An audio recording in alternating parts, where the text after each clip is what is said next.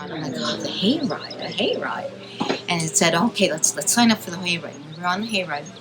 And Bill was telling stories about what to me boiled down to serendipity.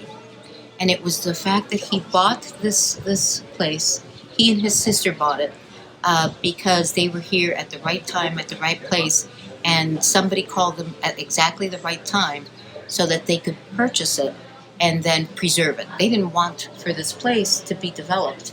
And had they not taken that phone call just at the right time, at the right place, this would all be developed and you'd have condos and homes to the right and to the left of the Blue Ridge.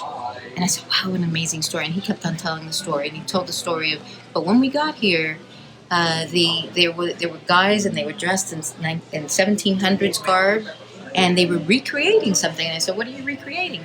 Well, it was the Over Mountain Men who passed right by this road when they were on their way to Kings Mountain to turn the tide of the Revolutionary War. I was like, oh my gosh, what an important road, what an important place. And then he turned around and he said, I was on this hayride telling the story with these older ladies, and the ladies were called the lunch crowd or the lunchbox girls or something like that. And the importance or the key to being on this lunchbox girl group was that you had to be 80 or more. 80 years old or more. Not for this one. And so he was telling the story, and he was telling the story of Ferguson and how Ferguson was the bad guy, and how these Over Mountain Men had already reached Kings Mountain. And one of the lunchbox girls turned around to him and he said, Sonny. And he said, nobody's calling me Sonny because I'm in my 70s or in his 60s.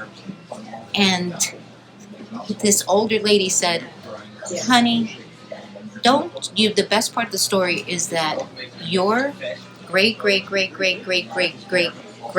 I think it was 8 great-grandfather was the person who fired the shot that killed Ferguson. And do you know how that story happened? He went on to tell how that story happened. And so he said, and so we are on this almost sacred piece of land because of serendipity. And I said, and my serendipity. Yeah. And the fact that in a very small way, God rerouted us so that we were there that time and not the weekend where this had been shut for 2 or 3 weeks. Wow. But we were there that weekend for him to share that. And at that point, I knew in my heart, and I could hear the voice that said, this is your place. You will be here, and you will be part of the family for years to come. Cherish this place and bring your daughter up in it. Well,